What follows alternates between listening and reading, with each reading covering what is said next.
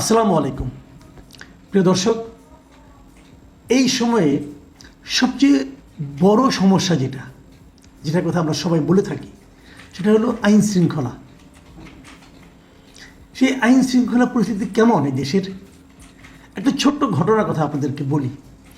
ঘটনাটা ছোট মনে হবে আপনাদের কাছে, যেটা তো তেমন কিছু না, দেশের তো বিরাট কোনো ক্ষতি হয়ে যায়নি, কিন্তু ওই যে বলে না যে ভাত একটা টিপ দিলে পুরো হাড়ের ভাতের খবর পাওয়া যায়, সেরকম এই একটা ঘটনা দিয়ে আপনি পুরো দেশের আইন শৃঙ্খলাকে বুঝতে পারবেন। ঘটনাটা কিছুই না, ঘটনাটা গত সোমবারের, এবং এটা নিয়ে মিডিয়ার কি কাজ কারবার সেটা একটু পরে বলছি, আগে আমি ঘটনাটা বলি। গত সোমবার ঢাকা থেকে একটা বাস রওনা হয়। সেই বাসের নাম হলো ইউনিক রোড রয়্যালস, তার আমরি ট্রাভেলসের একটা বাস। সেই বাসটা গাজীপুর থেকে গাজীপুরে যে চন্দ্রা আছে সেখান থেকে যখন টাঙ্গাইলের মির্জাপুর এলাকায় যায়, এই সময়ে এই বাসে কিছু ডাকাত ওঠে, এবং ডাকাতরা উঠে সেখানে বাসে যারা আছেন সবার টাকা পয়সা যা কিছু আছে, এটা কিন্তু নাইট কোচ আর কি, রাতের বেলা উঠে তাদের সমস্ত কিছু তারা কিন্তু ছিনতাই করে নেয়। এবং কেবল ছিনতাই না, ওখানে দুজন নারী যৌন নিপীড়নের শিকার হন। বাসটা যাচ্ছিল ঢাকা থেকে রাজশাহী। তো এই যে ঘটনাটা ঘটলো এবং কিভাবে ঘটলো সেই বর্ণনা আমরা পরবর্তী সময়ে পেয়েছি। ঘটনাটা কিন্তু ঘটেছে গত সোমবার, মানে 17 তারিখ রাতে, দিবাগত রাতে। সেই নিউজটা আমি আজকে পেলাম।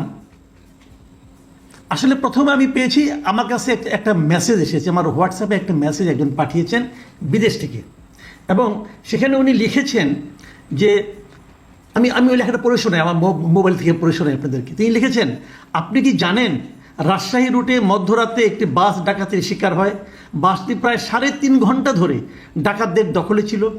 এই সময় নারী যাত্রীদের শ্লীলতাহানি ও ধর্ষণের মতো ঘটনাও ঘটেছে বলে জানাচ্ছেন বাসটিতে থাকা যাত্রীরা। এই সময়ে সেনাবাহিনী বা পুলিশ কেউ এগিয়ে আসে না যাত্রীদেরকে উদ্ধার করতে। আর ইউনূস সরকারের ভয়ে একটি মিডিয়াও এই খবরটি প্রচার করে নাই। এরকম একটা মেসেজ আমার কাছে এসেছে। এটা রুবেল নামে একজন লোক লিখেছেন, বিদেশ থেকে পাঠিয়েছেন, আমি আর ডিটেলে গেলাম না। তো এই যে মেসেজটা পড়ার পর আমি নিজেও একটু সন্ধান করলাম যে আসলে কোন কোন মিডিয়া এটাকে পিক করেছে। এবং আপনি যদি ঘটনাগুলি শুনেন তাহলে আপনি অবাক হয়ে যাবেন যে ঘটনাগুলি কি কি হয়েছে। এখানে অনেকে ঢাকার থেকে গিয়েছিল, ব্যবসা করতো, কারো কাছে 70,000 টাকা ছিল, কারো কাছে 1.5 লাখ টাকা ছিল, সব তারা নিয়েছে এই ডাকাতগুলো। এবং নেওয়ার পর নারীরা যারা ছিল তাদের গয়না ছিনিয়ে নিয়েছে, এবং গয়না নেওয়ার সময় অনেক নারীর গায়ে তারা হাত দিয়েছে, এবং আরও কী কী করে সেটা আমি এখন আর বলতে চাই না। এখানে আপনারা পত্রপত্রিকা পড়ে নেবেন, আজকের পত্রিকা অনেক আজকে দিয়েছে আর কি, এগুলি বলার মতো না, আমি বলতেও চাই না। কিন্তু এক পর্যায়ে যখন এরা নিয়ে তারা নেমে গেল, তখন যে ঘটনাটা একজন যাত্রী যেটা বর্ণনা করেছেন, আমি সেই যাত্রীর কথাটা বলি, যে বড়াই গ্রামের মোখাউড়া গ্রামের মজনু আকন্দ, তিনি বলেছেন যে তার কাছে 46,000 টাকা ছিল, সব তারা কেড়ে নিয়েছে। এবং উনি কেবল বলেছেন যে তিনি বলেন বাসে মেয়েদের তারা ডাকাতটা আর কি একেবারে বেজ্জয়িত করে ফেলেছে। উনি আরও বলেছেন মেয়েরা এমনভাবে চিৎকার দিয়েছে যে তারা অনুভব করেছেন ডাকাত তাদের ক্ষতি করে ফেলেছে। ভদ্র ভাষায় এর চেয়ে বেশি আর কী বলবেন উনি। এবং উনি তারপর বললেন 3 ঘন্টা ধরে শুধু ওই এলাকায় ঘুরিয়ে সব যাত্রীর টাকা পয়সা, স্বর্ণ অলঙ্কার সহ সব কিছু লুটে নেওয়ার পরে ডাকাতদের নামিয়ে দেওয়া হয়। কে নামিয়ে দেয়? এই বাসের লোকজন নামিয়ে দেয়, বাসের যারা ড্রাইভার, হেল্পার যারা ছিল তারা।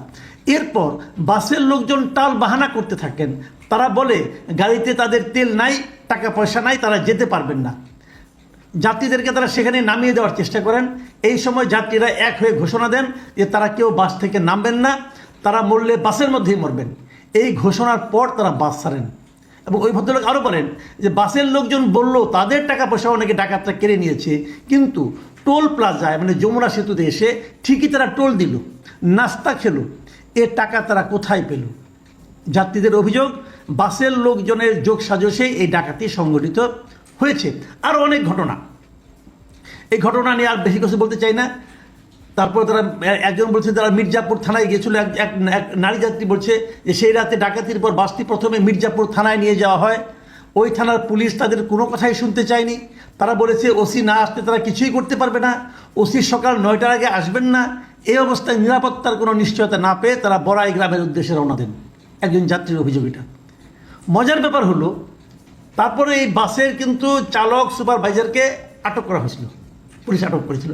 কিন্তু বুধবার সন্ধ্যায় এই ঘটনায় বাসের সুপারভাইজার, চালক ও চালকের সহকারী সবাই জামিনেও মুক্তি পেয়ে গেছে। এবার বুঝেন আইন শৃঙ্খলা কেমন চলছে, সবাই জামিনে মুক্তি পেয়ে গেছে কিন্তু। এবং পুলিশ কি বলেছে যে আসামিদের বিরুদ্ধে কোনো ধর্তব্য অপরাধের অভিযোগ সুনির্দিষ্টভাবে না থাকায় আদালত তাদের জামিনের আদেশ দেন। এই যে ঘটনাগুলো আমি বর্ণনা করলাম, এগুলো আদালতের কাছে অথবা পুলিশের কাছে ধর্তব্য অপরাধের অভিযোগ বলে মনে হয়নি। এখন আমি মিডিয়াগুলির কথা বলি। ঘটনা ঘটেছে কবে? 17 তারিখে। আমি যে নিউজের যে বিবরণটা পড়লাম এটা আমি পড়েছি প্রথম আলো থেকে। প্রথম আলো নিউজটা দিয়েছি কবে? 20 ফেব্রুয়ারি, ফেব্রুয়ারির 20 তারিখ, মানে আজকে রাত 8:24 এটা প্রথম আলো এই নিউজটা দিয়েছে। অন্যান্য সব যত পত্রিকা দেখলাম সবগুলি পত্রিকা এরকম 20 তারিখে, মানে আজকেই এই 1-2 ঘন্টার মধ্যে সবাই নিউজগুলি দিয়েছেন। একমাত্র দেখলাম একটা পত্রিকা, সেটা হলো আজকের পত্রিকা, তারা 18 তারিখেই দুপুরে নিউজটা দিয়েছে।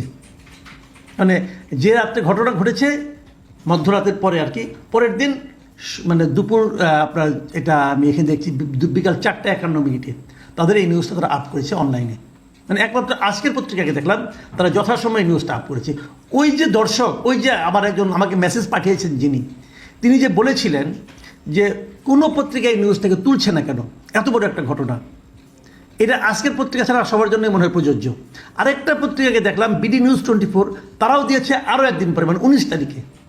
মানে 18 তারিখে আমি একমাত্র আজকের পত্রিকাকে দেখলাম যে তারা নিউজটা কভার করতে পেরেছে। সংবাদপত্রের দায়িত্বটা কী? আমরা দেখেছি, আমি যে অনেকদিন সংবাদপত্রে কাজ করেছি, আমি দেখেছি মেরুদণ্ডহীন মালিক যারা থাকে অথবা ধান্দাবাজ মালিক যারা থাকে, মেরুদণ্ডহীন সাংবাদিক যারা থাকে, তারা করে কি জানেন? ওয়েট করে। এরকম কোনো একটা মানে খবর পেলে তারা চিন্তা করে এটা কি দেবো নাকি, সেলফ সেন্সরশিপ। তারা ভাবে এটা কি দেবো নাকি দেবো না। আচ্ছা এক কাজ করি, দেখো অন্য কেউ দিয়েছে কিনা, অন্য কেউ দিলে তারপরে দাও, মানে দায়িত্ব নিজের কাছে কেউ নেবে না। কিন্তু ঘটনা তো ঘটেছে ভাই, আপনার কাজটা কি, দায়িত্বটা কি আপনার? আপনি কাকে সেভ করতে চান? আপনি এই খবর না দিলে কি ঘটনা ঘটবে না? আপনি এই খবর না দিলে কি মানুষ, এদেশের মানুষ আইন শৃঙ্খলা নিয়ে খুব শান্তির চিন্তা করবে? তা তো করবে না। তাহলে কেন এমন হচ্ছে? আমাদের মিডিয়ার আমি মনে করি আরও সচেতন হওয়া উচিত, আরও দায়িত্ববান হওয়া উচিত। আমাদের মিডিয়ার এমন কিছু করা উচিত যাতে নাকি সাধারণ মানুষ মিডিয়ার দিকে তাকিয়ে থাকে, মিডিয়ার উপর ভরসা করতে পারে। আর এই আমাদের তত্ত্বাবধায়ক অন্তর্বর্তীকালীন সরকারের যিনি স্বরাষ্ট্রমন্ত্রী, ওনাকে আমি কিছু বলতে চাই না, কারণ উনি বয়স্ক মানুষ। আমার ধারণা যদি কিছু বলি এটা উনি একটু করে ভুলে যাবেন, কাজে ওনাকে বলে আর কিলাম। প্রিয় দর্শক, এটাই বোধহয় আমাদের নিয়তি। এখান থেকে কবে মুক্তি পাবো অথবা আদৌ পাবো কি না বলতে পারি না। শেষ করার আগে আজকের পত্রিকা কর্তৃপক্ষকে আমি ধন্যবাদ জানাতে চাই যে আপনারা ঠিক সময় নিউজটা কভার করতে পেরেছেন। আল্লাহ হাফেজ।